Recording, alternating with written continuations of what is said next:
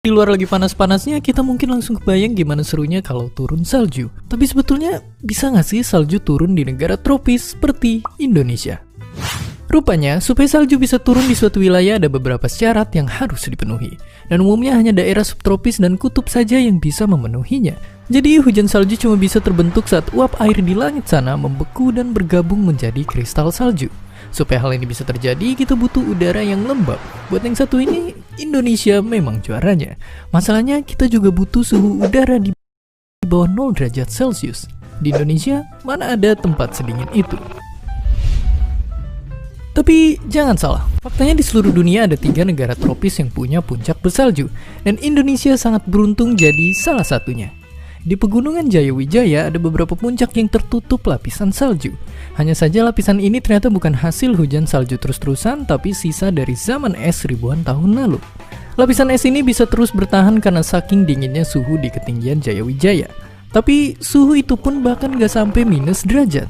Lalu dengan semakin panasnya suhu global, es Jayawijaya juga makin menyusut dan tanpa adanya hujan salju baru, lapisan es ini bisa saja lenyap tidak lama lagi. Sepertinya kita memang butuh keajaiban biar salju bisa turun di Indonesia. Tapi jangan buru-buru sedih. Meski nggak bisa turun salju di negara tropis, mungkin banget turun hujan es. Fenomena ini bahkan sudah beberapa kali terjadi di Indonesia. Jadi, kalau salju terbentuk dari pembekuan air dalam wujud gas, hujan es tercipta dari pembekuan air dalam bentuk cair. Hujan es sering terjadi saat peralihan musim ketika sekumpulan udara lembab bergerak naik tepat di bawah lapisan udara kering, lalu terkena tiupan angin yang dingin dari wilayah gunung. Akhirnya yang turun jadi bongkahan padat macam es batu dari kulkas kita.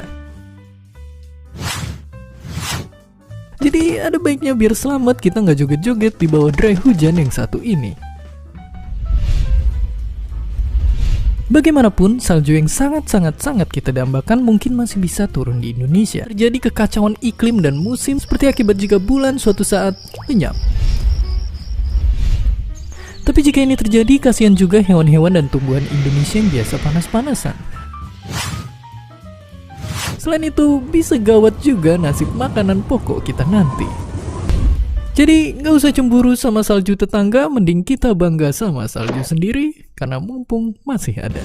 Dan seperti biasa, terima kasih.